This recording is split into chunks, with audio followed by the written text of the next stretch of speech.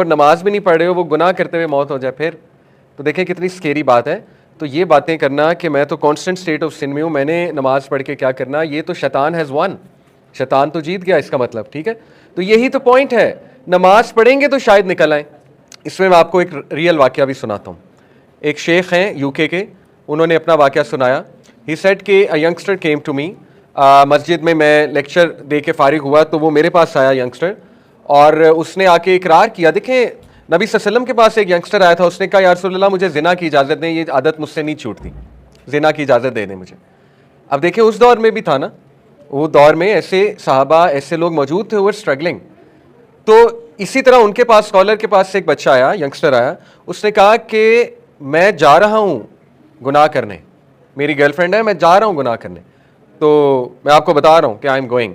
मतलब वो एक अफर्मेशन लेने आया था या कोई नसीहत लेने आया था मे बी। तो ही सेड कि मैंने उससे कहा कि ईशा की नमाज होने लगी, हमारे साथ नमाज पढ़ लो, फिर देखी जाएगी, वील सी अबाउट दैट। तो कहते मैंने उससे नमाज पे कायल कर लिया कि नमाज हमारे साथ पढ़ लो। उसने कहा चलिए ठीक है नमाज मैं पढ़ लेता हूँ। कहते जब नमाज पढ़ के हम फ्री हुए हैं और उसने सलाम फेरा है तो वो रोई जाए। और इतना अल्लाह ने उसका हार्ट मेल्ट कर दिया नमाज के दौरान, और उसके बाद उसने मुझे कहा कि I want to leave this, और उसने कहा कि मैं छोड़ रहा हूँ और मैं आज नहीं जा रहा ये गुनाह करने। तो that's the whole point. Scholar ने कहा कि यही तो पॉइंट है भाई, नमाज पढ़ोगे तो क्या पता कोई स्ट्रेंथ आ जाए, कोई ताकत आ जाए, अदरवाइज आप गुनाह भी कर रहे हैं, नमाज भी नहीं पढ़ रहे हैं, तो यू आर गॉन, फिर तो ख़त्म है। इसलिए नो मैटर व्हाट नमाज नहीं छूटनी चाहिए, नो मैटर व्हाट नमाज नहीं। अरबियों में 100 खामियाँ होंगी, मैं रहा हुआ उनमें, नमाज नहीं छोड़ते, नमाज नहीं छोड़ते। मेरे कई दोस्त यूके में फर्दर स्टडीज़ करने गए, अरबी रूममेट्स हैं उनके, दे टेल मी ड्रिंक भी कर लेंगे, नमाज नहीं छोड़ेंगे। बुरी बात है, बहुत बुरी बात है ड्रिंक करना, मतलब इट्स हराम। नमाज नहीं छोड़ेंगे, मुसल्ला बिछा लेंगे, नमाज पढ़ लेंगे, कुछ भी करेंगे, नमाज पढ़ लेंगे। आप सऊदीया में जाएं, आपको मसाजिद भरी हुई नजर आएंगी यूथ से, माशाल्लाह अब यहाँ भी ट्रेंड बढ़ रहा है, बहुत अच्छी बात है, अल्हम्दुलिल्लाह, I am really glad. Universities में हम जाते हैं, बहुत ऑडियंस आती है मस्जिद में, यूनिवर्सिटीज़ की मसाजिद में। यहाँ DHA की मसाजिद में अब यूथ बहुत नज़र आते हैं। बहरिया में रहता हूँ, वहाँ यूथ बहुत नज़र आता है, माशाल्लाह, अच्छी बात है, इट्स गुड, ये इनकरेजिंग बात है। ये पहला सिनेरियो कि एक बंदा कांस्टेंट हराम में है तो वो कहता है मैं नमाज पढ़ के क्या करूँ, तो ये एक बहुत बड़ा वसवसा है, ठीक है। दूसरा सिनेरियो, जैसे मैंने बताया पर्सन एडिक्टेड टू सिंस, इसको भी हम डिस्कस कर चुके हैं कि वो कहता है कि यार नमाज भी पढ़ रहा हूँ फिर भी गुनाह नहीं छूट रहा, तो फ़ायदा क्या नमाज का। तो ये ऐसे नहीं सोचना आपने, ठीक है। नमाज एक फ़र्ज़ काम है, कम अज़ कम फ़र्ज़ तो पूरा करें ना जाके, बाकी वो उसके फ़वायद के वो गुनाह छुड़वा दे, वो आपको सुकून दे दे, राहत दे दे, ये सेकेंडरी बात की बातें हैं, पहले फ़र्ज़ तो जाकर पूरा करें ना। तो ये भी एक वसवसा है। Than a person involve in an environment that doesn't foster good deed, ये एक रीज़न होती है। कई लोग हैं वो नमाज पढ़ना चाहते हैं और वो नमाज के कायल भी हैं, लेकिन जब वो किसी कॉरपोरेट में काम कर रहे होते हैं, किसी का जॉब कर रहे होते हैं, ठीक है ना, या किसी जगह पर है, यूनिवर्सिटी में हैं, कहीं पढ़ रहे हैं, तो when they see around them कोई नमाज ही नहीं पढ़ रहा, मतलब ना कोई एहतमाम हुआ है उस जगह पे नमाज का, तो आहिस्ता आहिस्ता उनकी भी छूटने लगती है, आहिस्ता आहिस्ता वो भी फिर नमाज से दूर होने लगते हैं।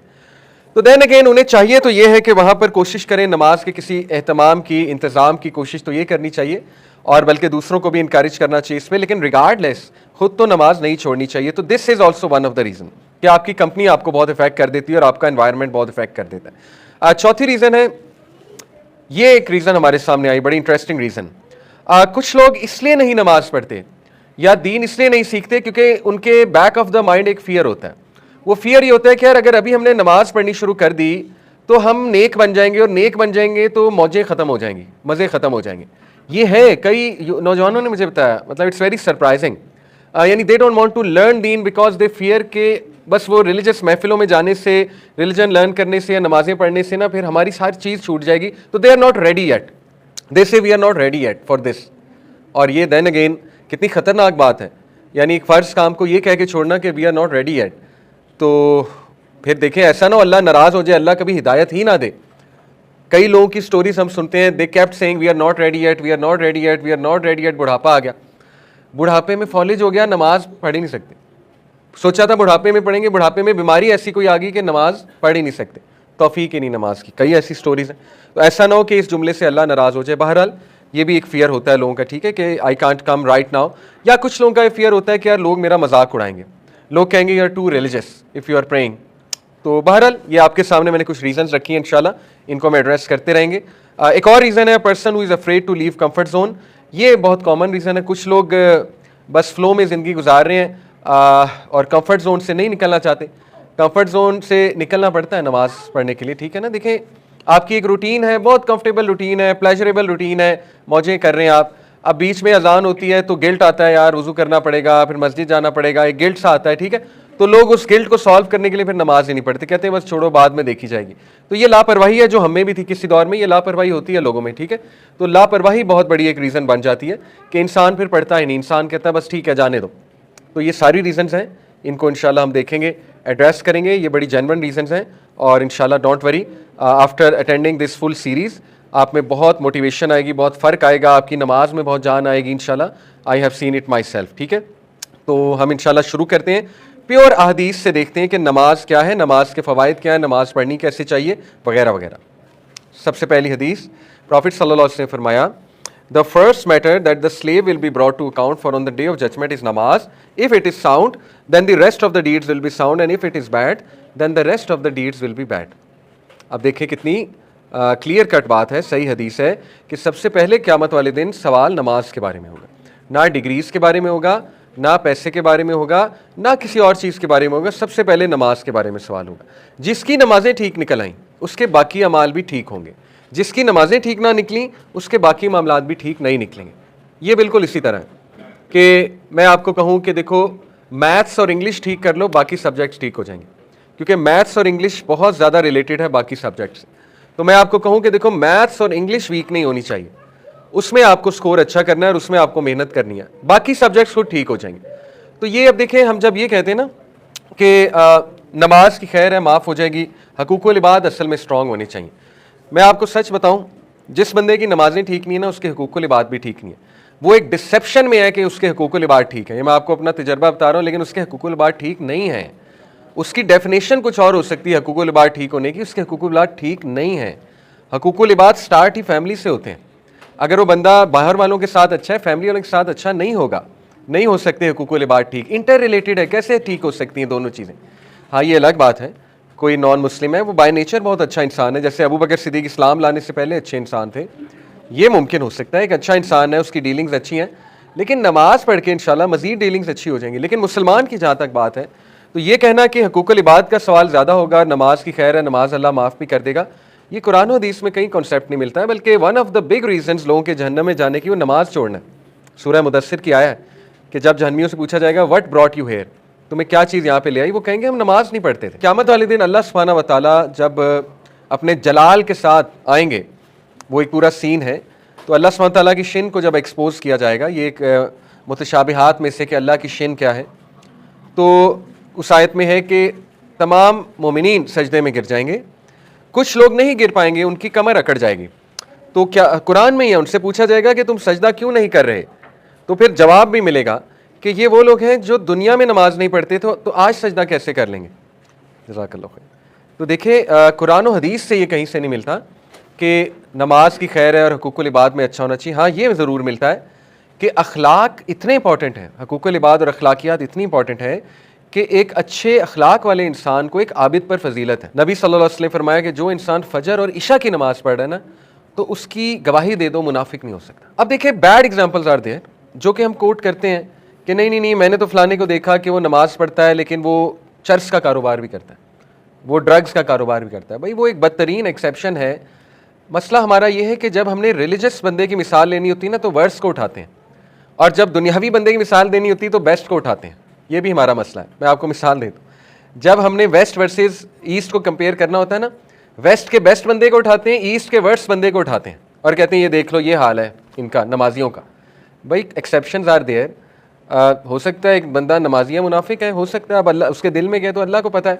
अगर वो ड्रग्स का कारोबार कर रहा है उसका वो जवाब देगा, लेकिन हम जनरली ये बात कर रहे हैं जो बंदा नमाज पढ़ता है उसमें बहुत खैर है, और ये नबी सल्लल्लाहु अलैहि वसल्लम बात कर रहे हैं, ठीक है ना। तो exceptions are always there, but generally speaking a person who praise he is a good person, he और she is a good person, ठीक है। ये अल्लाह का जो नाम है इसको माइंड में लाना बड़ा ज़रूरी है नमाज पढ़ते हुए। मैं इंशाल्लाह आपको नमाज़ पढ़ने में सबसे खूबसूरत चीज़ इंशाल्लाह नमाज़ पढ़ने में कि नमाज में खुशू खुजू कैसे लाया जाए, उसमें बहुत ज़रूरी है अपने इमोशंस को लाना बाहर, ठीक है। मैं आपको 3 इमोशंस बताऊंगा जिनसे आपकी नमाज बहुत बेहतर होगी। तो उन इमोशंस को ज़िंदा करने के लिए अल्लाह ताला के कुछ नाम आपको माइंड में लाने पड़ेंगे, ठीक है। अल्लाह का एक नाम है अल-मुमिन, अल मोमिन का मतलब है द वन हु गिव्स अमन एंड सिक्योरिटी। अल्लाह वो ज़ात है जो अमन देता है, अल्लाह वो ज़ात है जो सिक्योरिटी देता है। तो जब आप मुसल्ले पे खड़े हों तो सारी टेंशनें छोड़ दिया करें। रेस्ट एश्योर्ड, जितने पेंडिंग काम है, जितने लोग आपसे झगड़ा किए हुए हैं, जितने लोग आपको टॉर्चर दे रहे हैं, मेंटल टॉर्चर, रेस्ट एश्योर्ड जो बिजनेस फंसा हुआ है आपका, रेस्ट एश्योर्ड जितने मसले आपके फंसे हुए हैं, मुसल्ले पे खड़े होके आप अल्लाह के अमन के नीचे आ गए हैं, अल्लाह की सिक्योरिटी के नीचे आ गए हैं। लिटरली आपके ऊपर एक जोन खुल गया लाइट का, ठीक है। अब वो सॉल्व होने के चांसेस हैं। ये फिक्र करना कि मैं जल्दी जल्दी पढ़ लूँ, मुझे कोई काम है, ये क्यों नहीं सोचते कि जिस ज़ात के सामने मैं खड़ा हूँ उसने वो काम कराना है, ये क्यों नहीं सोचते, ठीक है। तो देखें, हर काम के लिए एफर्ट है। मैं अक्सर मिसाल देता हूँ, यहाँ पे जो यंगस्टर्स जिम जाते हैं, एक्सरसाइज करते हैं, जिम जाके कितनी मेहनत है, करते हैं कि नहीं करते मेहनत। एंगल्स जब तक नहीं ठीक आपके एक्सरसाइज के, आपकी बॉडी नहीं बन सकती। एंगल्स ठीक करते हैं कि नहीं करते हैं, मेहनत है। माइंड मसल कनेक्शन लगाते हैं कि नहीं लगाते हैं, माइंड मसल कनेक्शन नहीं होगा, जितना मर्जी जिम जाते रहे बॉडी नहीं बनेगी। तो वहाँ पे इतनी मेहनत है, माइंड मसल कनेक्शन भी है, एंगल भी ठीक करना पड़ता है, एक्सरसाइज भी बड़ी दबा के करनी पड़ती है। तो इसी तरह नमाज में है, जब तक नमाज में भी वो माइंड और स्पिरिचुअल कनेक्शन नहीं करेंगे, नमाज जो है आपको फ़ायदा नहीं देने वाली। इसी तरह जब तक नमाज में खुशू खुजू नहीं लाएंगे, जब तक नमाज में मेहनत नहीं करेंगे, इमोशंस नहीं लाएंगे नमाज में, तो ज़िंदगी में बहुत सी चीज़ें होती हैं जिनमें मेहनत करनी पड़ती है। नमाज इज़ द प्राइमरी थिंग जिसमें मेहनत करनी चाहिए, ठीक है। तो मेहनत करने के लिए इमोशंस को ज़रा उभारें अपनी नमाज में, इमोशंस को जगाएं। You are an emotional being, तो इन इमोशंस को बाहर लाया करें नमाज में, ठीक है। तो वन ऑफ द इमोशंस, वो कैसे लाए जा सकते हैं इमोशंस को बाहर, वन ऑफ द वेज कि अल्लाह का जो एट्रीब्यूट है अल मोमिन, कि अब मैं उस ज़ात के सामने खड़ा हो चुका हूँ जिसने मसले हल करने हैं, किस बात की टेंशन है, काम ही उसने कराने, ठीक है। तो ये चीज़ आप जब मुसल्ले पे खड़ा हुआ करें तो फील किया करें उस अमन को, अल्लाह सुब्हानहू व तआला के वो जो अमन दे रहा है अल्लाह आपको, उसको फील किया करें, ठीक है। मुसल्ले पे खड़े होके चाहे 2-3 सेकंड खामोश रह के फील किया करें, नमाज इससे नहीं टूटती। सुभानक अल्लाहुम्मा व बिहम्दिका व तबारक अस्मुका वो पढ़ के 5 सेकंड बेशक खामोश हो जाए करें,